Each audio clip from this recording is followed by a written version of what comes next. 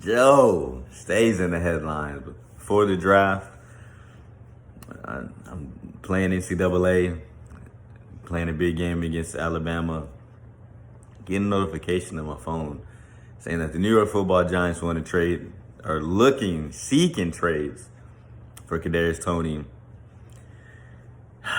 And I have mixed emotions, to be honest. I really think Kadarius Toney's an explosive player. His tape at Florida is absolutely sensational. I think he has a lot of Alvin Kamara-like ability, where it's like his balance and break tackle ability after the catch. He had a disappointing rookie season. I believe in like about 49 catches, no touchdowns. I think he has a chance to be a really good player in this league. That being said, we have a new regime, a regime that didn't draft him, so there's no ties to him in that sense. He didn't show up to voluntary, workouts, so already that's a bad sign. Kenny Galladay came out, had some comments saying that he thought it was a negative influence, that Toney wasn't there. It's tough though. It's tough to see young talent go, but when I look at it, we in the trade down to get Toney from, was it 11 or 10? I can't remember last year, but the trade down, we ended up getting Toney at 20. The trade down with the Bears, it did give us the 7th overall pick and a fourth rounder as well. So if we were to get, let's say a first, would be lovely, obviously. But if we were able to get 2 2s, a 2 and a 3 for Toney, that would end up being basically for the trade down. We would have got 7, and then whatever we get in the Toney trade. While I don't love it. I don't like seeing young talent go. It's not the craziest thing I ever heard. We're building a new team. We want a new culture. We need guys that are wants to be in the ship. You can't have guys just not showing up just because they're partying. I don't want to speculate. I don't know what he was doing. Get him to take care of some family, something. I don't want to speculate. I don't know. But that being said, it would have been nice to see the young guy come into, training camp. Voluntary workouts. I can understand James Bradbury not coming to workouts, seeing that his names are all up in trade talks. It seems pretty much inevitable that he's gone at this point. So, I don't know. Joe Judge, happy that guy's gone. That's why Joe Shane with Brian Daboll, I like to believe, I want to have confidence in him. Like I said, I don't want to have a knee-jerk reaction. Of course, like I said, a number 1 overall draft pick last year, the thought of trading him sounds crazy, sounds this and that.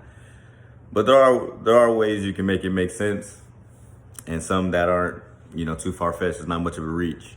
Like I said, if we were able to get a first-round draft pick, which a lot of teams, I believe I saw was 6 or 8 teams, have multiple first-round draft picks this year. So if we're able to get one of those picks, and again, preferably out of conference, but we'll see.